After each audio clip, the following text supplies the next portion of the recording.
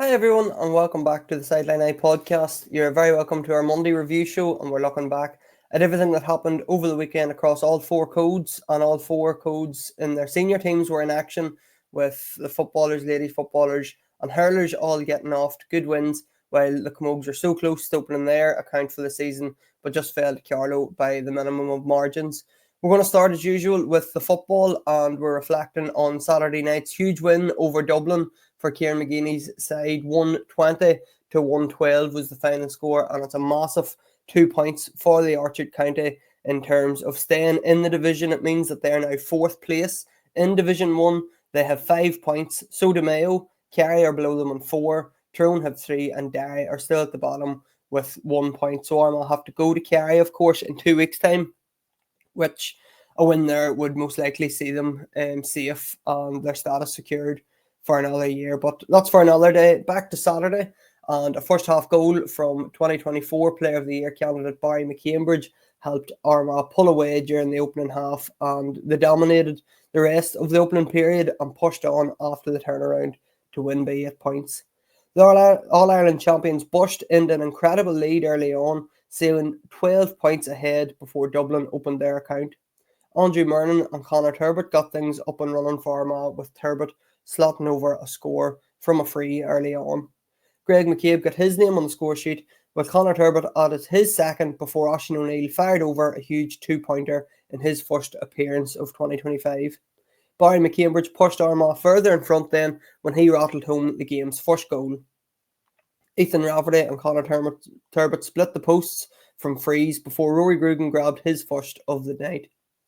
Conor O'Callaghan eventually got Dublin's end of the scoreboard up and running before Brian Hard and Conor Turbot traded scores. The impressive Ross McQuown exchanged points with Luke Bracknock before McCabe nailed a second for the night. That left Armagh 12 points clear when the half-time whistle sounded, 1-12 to 0-3 at the interval. Ross McQuown and Rory Grugan extended the Armagh's lead, with Grugan popping over 2 points before the Dubs really burst into life. Substitute Larkin O'Dell rattled the net for the visitors before Conor O'Callaghan fired over a 2-pointer to make it a 7-point game. Luke Bracknott and substitute Kevin Lahiff added further scores before Greg McCabe halted the Dublin scoring spree. Cormac Costello and Dara McMullen raised white flags at either end of the field, while Tomas McCormick also split the posts for Armagh. Final 2 points came from Conor Turbot, and he split Kieran Kilkenny's point in the final few minutes. And in the end, Armagh stretched their lead to 8, and they will hope to carry that momentum into the final few rounds. As I mentioned, they have Kerry up next, then it's Derry on the final day. So hopefully at least one win there will be enough to keep Armagh up in Division 1 for another year. In terms of scores then, Conor Turbot top scored on the night for Armagh. He gets 6 points, 3 of those coming from frees. Barry McCambridge obviously got the goal, while Greg McCabe and Rory Grugan both hit 3 points each, and Ross McQuown and Oisín O'Neill both got 2 points, with O'Neill's first half 2-pointer.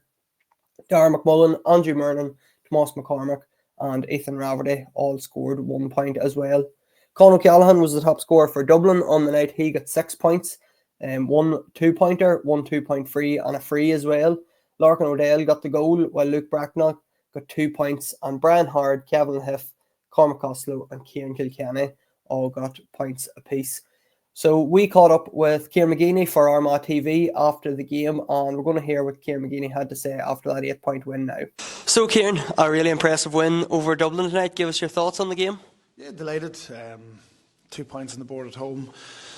So it's a big thing for us. That's 3 games at home, and we didn't get full points, but we have 5 out of the 6, which was a big thing for us. And we're conscious, Dublin, different team than they are in Croke Park, but not a full strength, but we'd feel the same. But the big thing for us is getting 2 points on the board. Again, getting some players back. Petey McGreen was excellent tonight. Played Tomas and Darren McMullen continue to impress, and we have Kieran Mackin and Joey back in the subs tonight too, which is great. Oisín O'Neill on the pitch scored a great 2-pointer for us. Was a good calming influence up front as well. But on the minus side, we lost Ben and Niall, in a week. So I'm hoping you'd like to see someone back before Kerry, but time might be too tight. So and Paddy there tonight as well. Got a bit of a nick. So couple in, couple out. And Kieran, you'd mentioned that all Armagh's points so far this year have been on home ground. That's probably no coincidence. There's a massive crowd here every time that you play here, and it was the same the night again. Yeah, look, listen, it was great buzz. The Dubs travelling numbers too, and it was sold out, I think, Monday. And I think that's a great thing about the league. And you know, my thoughts on that. I'd love to see more home and away games, and everybody getting a chance to do that, because I think it's great for the town, it's great for the association. It builds, I suppose, the desire to see our games. So yeah, no, it's good. And obviously, living in Dublin a while, I have a close affiliation with them too. But we'd still look at those away games, like Galway, 10 minutes cost us badly in that particular night, and but like Donegal, we weren't good at all throughout the game, even though we got it back to even levels before we lost Aidan. So we have a lot to work on, but still 5 points on the board, which is good. And good character in that second half too, Kieran, because you were so impressive in the first half, and Dublin come back into it. But I think it was a Greg McCabe point just got you back into it. Listen, when Dublin get a run on you, they're hard to stop. We had a 3-up infringement. They got a point, or they got a free for that, brought out for 2-pointer, got the next kick out, got a point, got the next kick out, got a goal. So it was a huge thing, losing that. So it was 1-3, 1-4, in basically 2 minutes.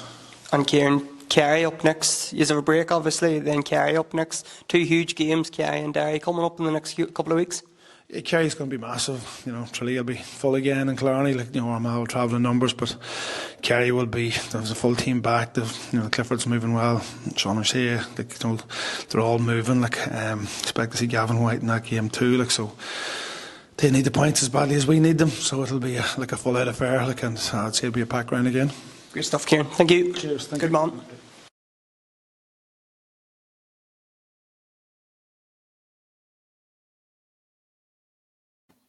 So moving on to the ladies now, and they were in action on Sunday in Silverbridge, and the reigning Division 1 champions Armagh secured their 5th win on the trot with an impressive performance against Kildare, winning 2-15 to 1-7 in the end. Goals in either half from Niamh Henderson and Emily Druce were the key scores for the home side. Larcher County were playing against the Breeze in Silverbridge in the opening period, and they led by 7 points when the half-time whistle sounded, and pushed that out to 11 points by the time the final whistle sounded. Kildare opened the scoring inside the first 90 seconds with cornerback Ruth Sargent barming up the field to split the posts. Armagh levelled matters through Maya Feehan before pushing on with a scoring spree of their own. Niamh Henderson continued her fine goal-scoring form with a 3-pointer after 9 minutes of play. Emily Druce pushed through the Kildare rearguard, and quick hands from Aoife McCoy played Henderson through on goal, and she made no mistake. Niamh Reel, playing on her home ground of Silverbridge, raised 2 white flags from either side of a Eve Lavery free. Nisha Dooley and Blahin Mackin swapped scores, while Eve Lavery grabbed the final point of the opening half to give Armagh a 1-6 to 0-2 advantage at half-time. Half-time substitute Grace Ferguson pointed with her first touch of the game at the start of the second period, but it was soon cancelled out at the other end when Nisha Dooley added a second to her account. Captain Lauren McConville got her name on the score sheet as Eve Lavery split the posts with a free, along with 2 frees from Niamh Reel as well. Roisin Byrne and Molly Aspel pulled 2 back for the Lily-Whites, while substitute Kiva McNally clipped over a score after being introduced. Emily Druce extended the gap to 13 points with the game's second goal, while Niamh Reel and Aoife Radican exchanged pointed efforts. Offered a lifeline with a goal as Leah McGovern slotted home an easy finish after Anna Kiar had initially denied Ruth Sargent from close range. Byrne did add another for the travelling side, but Armagh finished with a flurry as Niamh Henderson and Niamh Reel grew their tallies with a point apiece. It's on to Waterford now in 2 weeks' time for the Orchard ladies, and they're currently top of the pile in Division 1. They've won all 5 of their games, and I'm not sure if it's mathematically correct yet, but more or less have 1 foot in the National League final, and a win away the next day out to Waterford should secure their place in another Division 1 league final. Just on the scorers then, Niamh Reel was the top scorer once again for Armagh. She hit 0-6, while Niamh Henderson grabbed a goal and a point. Eve Lavery hit 2 two frees, scored 3 points, 2 coming from frees, while Emery Druce also rattled the net for Armagh. Lauren McConville, Blahin Mackin, Maya Feehan, Grace Ferguson and Kiva McNally all chipped in with points apiece as well. Moving on to the hurlers then, and 3 first half goals saw Armagh pick up their first win of the season as they defeated Sligo on Sunday 3-15 to 1-19, and this was down in Sligo. It's a huge 2 points for Ciaran McKeegan's side as they aim to secure their Division 3 league status. The full forward line of Stephen Keenan, Park McNaughton and Charlie McArdle all netted inside the opening half. Sligo did battle back to make a game of it after the turnaround, but Armagh held on to pick up the victory. Stephen Keenan netted inside 10 seconds after an early delivery from his Derrynoost clubmate Peter McKierney. Fellow Derrynoost man Park McNaughton then hit the net as Armagh got off to a flying start with 2 goals to no score after 3 minutes. Charlie McArdle and Shea Harvey both traded scores with the opposition, as did Stephen Keenan to grow his own personal haul. A third Armagh goal, this time by Charlie McArdle, split 2 Sligo scores as Armagh added to their lead. Stephen Keenan and Shea Harvey finished the half for Armagh, finished the scoring for Armagh in the half, while Sligo hit 0-3 in the final few minutes. That left Armagh 5 points ahead when the team swapped sides, with the scoreboard reading 3-6 to 0-10. Park McNaughton and Shea Harvey both saw their scores cancelled out at the start of the second half before Charlie McArdle swung over a beautiful score from a tight angle. Harvey offered another score, while McNaughton raised 2 more white flags for Armagh. Sligo, to their credit, kept battling, and 1-3 on the bounce saw them close the gap to just 2 points. Both sides swung over points near the end of the game, with Shea Harvey and Park McNaughton finishing off a fine win for the Orchard County. So Shea Harvey hit 6 points on the day, 5 of those coming from frees. Park McNaughton top scored with 1-5 to his name, while Charlie McArdle and Stephen Keenan both hit 1-2. So it's a big couple of weeks for the Armagh hurlers. They have 3 games coming up on the bounce in terms of trying to keep their Division 3 status. So they have home advantage next Sunday. They're going to be facing Mayo. They'll be welcoming Mayo to the Boxhead Athletic Grounds next Sunday. Mayo are second in the league table and they're hoping to earn promotion. So that's a huge game for the Armagh hurlers, and one of a number of big games that they're going to have at the back end of their league campaign. Camogie then, and the Armagh Camogues, suffered a gut-wrenching 1-point defeat to Carlow in round 2 of the National Camogie League on Saturday, losing 1-9 to 0-11. A first half goal from the visitors gave them some breathing space while they struck in the final few minutes with the last score of the game to win by 1 point. Armagh, who lost their first out until Meath last weekend, trailed by 2 points early on, with Carlow taking the front foot. Eleanor Tracy and Sarah Sheehan both raised white flags during the first few minutes of the game. Armagh replied with 3 on the bounce as Sinead Quinn and Rachel Murray levelled matters before Ciara Hill put them ahead.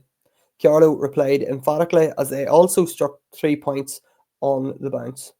Eleanor Tracy, the top scorer on the day for Carlow, claimed 2 of those scores, while Kiva Jordan slotted home the game's only goal. Sinead Quinn popped over another score before the half, leaving Armagh behind by 3 points at half time, 1-4 to 0-4. Sinead Quinn and Eleanor Tracy scores at the start of the second period, while Rachel Murray did likewise. For Armagh, she swapped scores with Leah Ryan and Eleanor Tracy. Kiva Cody split the post for Carlow before Armagh hit their own scoring spree in the final few minutes. Sinead Quinn fired over 3 points in a row to tie the game and seemed to have secured a draw for Armagh. But there was one final twist to the tale, and Kiva Cody the final score of the game to edge it out for her team. That sees the Orchard County sit on 0 points after 2 rounds of the league, despite being fiercely competitive in the new surroundings of Division 2. It's a break now for Armagh, with their next challenge being Kerry on the 22nd of March, and they will have home advantage for that one. The scores on the day then: Sinead Quinn top scored, she hit 0-6, while Rachel Murray claimed 0-4, and captain Ciara Hill also chipped in with a point. So that's all for today's review show. We'll be back later in the week. We'll hopefully have something later in the week, and then of course be back next Monday and we'll have our review show. There's not much action next weekend. I think the Hurlers are the only senior team. They have Mayo at home on Sunday. There's a few minor games and that on as well, so keep an eye out on all our social media posts. We'll be bringing you up to date with everything on the Armagh scene, whether that be club and county. And make sure to follow us on all our social media pages and on Spotify and YouTube or wherever you get your podcasts. So thanks everybody for tuning in, and we'll chat to you again later.